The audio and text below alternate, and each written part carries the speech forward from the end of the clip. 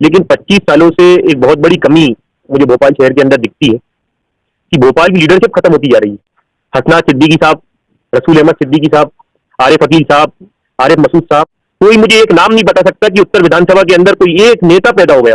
असल भोपाल आज कोलार के अंदर चला गया, असल भोपाल आज न्यू मार्केट के अंदर, एमपी नगर के अंदर, 11 मील के अंदर चला गया। तो मैंने आज पर्चा भरा है और आपको जानकारी मिली है, इसलिए आपके लिए अचानक है, लेकिन मैं कई वर्षों से काम करते हुए आ रहा हूँ। देखिए, मैं कांग्रेस पार्टी की बात नहीं करूंगा, मेरी लड़ाई आलोक शर्मा से और मेरी लड़ाई उन फिरकापरस्त ताकतों से, और मुझे आलोक शर्मा को जो है यहाँ पे हराना है। और यहाँ पे मुझ जैसा कैंडिडेट जो एक मजबूती से खड़ा रहे, जो अपनी ईमान को नहीं बेचे और पुख्तगी से यहाँ पे काम करे, भोपाल के लिए निछावर होकर काम करे, भोपाल की आवाम की तरक्की के लिए काम करे, ऐसा कैंडिडेट यहाँ पे आना चाहिए जो आलोक शर्मा को हरा सके। मैं आरिफ अकील साहब को जानता हूँ, लेकिन उनके बेटे को ना मैंने कभी देखा है, और वो रतलाम में जाके वो ये बोलते हैं कि मुसलमानों को वोट देने की जरूरत नहीं है। तो मेरी इन्हीं ऐसे फिरकापरस्त लोगों से लड़ाइयां हैं और मैं हमेशा लड़ता हुआ।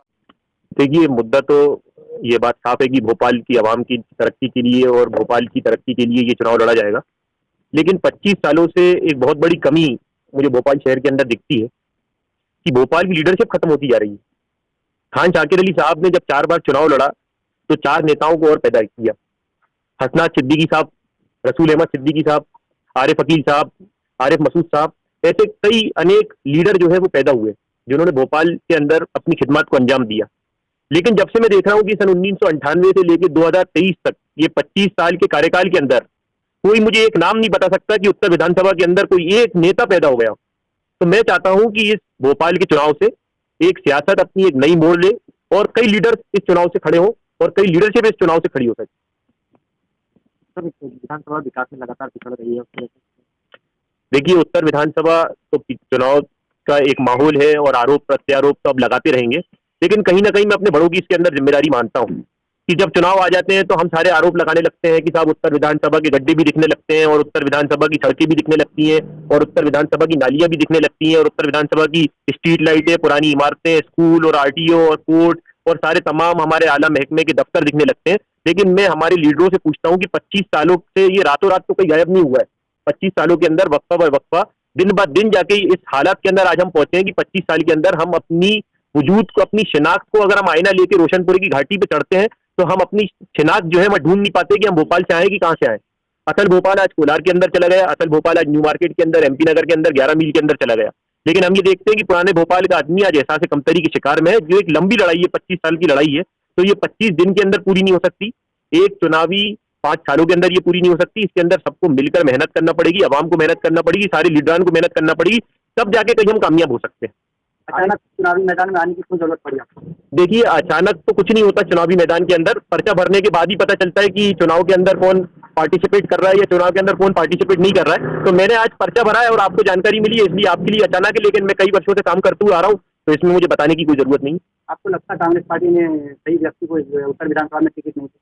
देखिए, मैं कांग्रेस पार्टी की बात नहीं करूंगा, मेरी लड़ाई आलोक शर्मा से और मेरी लड़ाई उन फिरकापरस्त ताकतों से, और मुझे आलोक शर्मा को जो है यहाँ पे हराना है। और यहाँ पे मुझ जैसा कैंडिडेट जो एक मजबूती से खड़ा रहे, जो अपनी ईमान को नहीं बेचे और पुख्तगी से यहाँ पे काम करे, भोपाल के लिए निछावर होकर काम करे, भोपाल की आवाम की तरक्की के लिए काम करे, ऐसा कैंडिडेट यहाँ पे आना चाहिए जो आलोक शर्मा को हरा सके।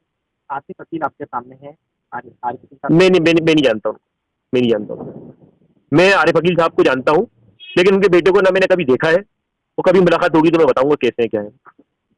तो ये तो चुनाव इस बार का, जैसा भी आपने कहा कि आपको आलोक शर्मा को हराना है, तो क्या ये किसी तरीके का बदला या किसी तरीके की मंशा, क्या किस तरीके से आप? हाँ, बिल्कुल बिल्कुल बदला तो है। 5 साल मेयर रहे हैं, हमारे महापौर रहे हैं आलोक शर्मा जी, और बड़ी बड़ी विकास की बात करते हैं, विकास पुत्र अपने आपको बताते हैं कि भोपाल का जो है नजरिया, भोपाल का जो नजरिया है वो ऐसा है कि नजर का इलाज तो हो सकता है, नजरिए का इलाज नहीं हो सकता है।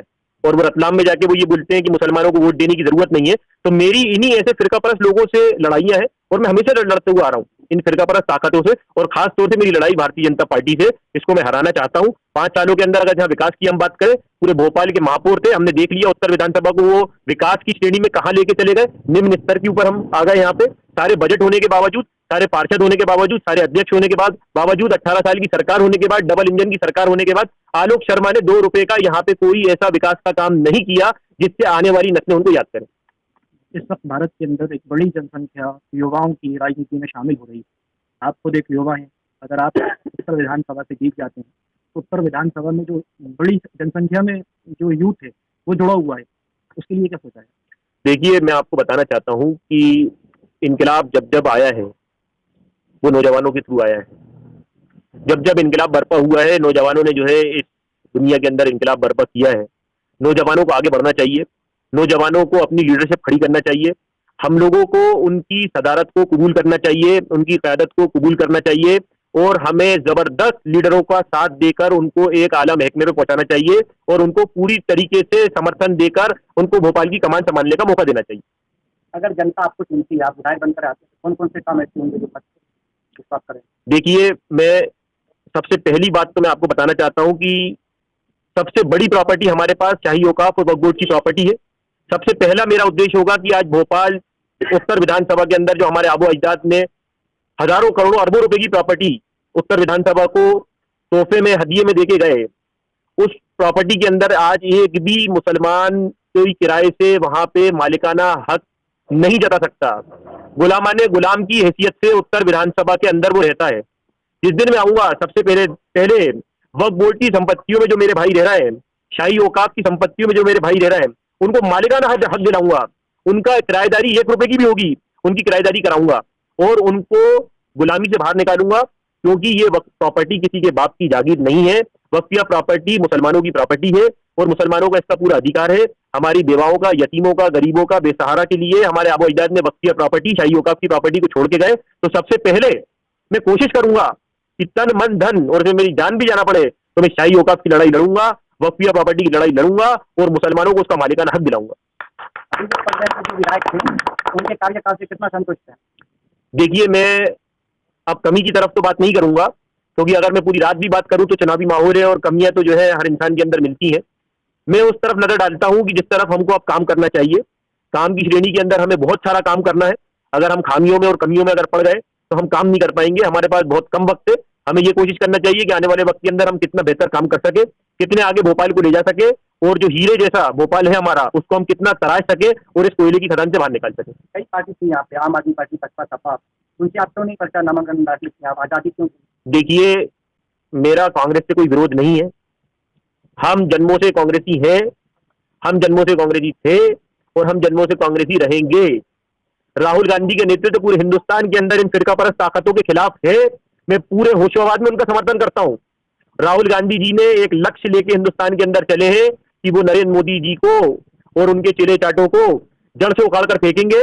मैं उनका पूरा समर्थन करता हूं, लेकिन जब बात व्यक्तिगत आती है, जब किसी व्यक्तिगत कैंडिडेट की बात आती है, जब किसी व्यक्ति के शहर की, जिले की और अपनी विधानसभा की बात आती है, तो मुझे उनकी मुखालिफत करना पड़ेगी, कांग्रेस पार्टी की मुखालिफत करना पड़ेगी। उनकी विचारधारा की मुखालिफत में नहीं करता हूँ।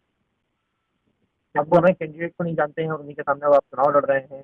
कांग्रेस ने उनको कैंडिडेट बना दिया है, कैसे लड़ेंगे आप बिना मुखालिफत करे? देखिए, मैं तो उनकी मुखालिफत करना ही नहीं चाहता, क्योंकि सबसे बड़ी बात यह है कि जो उनके वालिद मोहतरम आरिफ अकील साहब है, वो हम सब के बड़े हैं, मेरे बड़े हैं, मैं उनकी बड़ी इज्जत करता हूँ।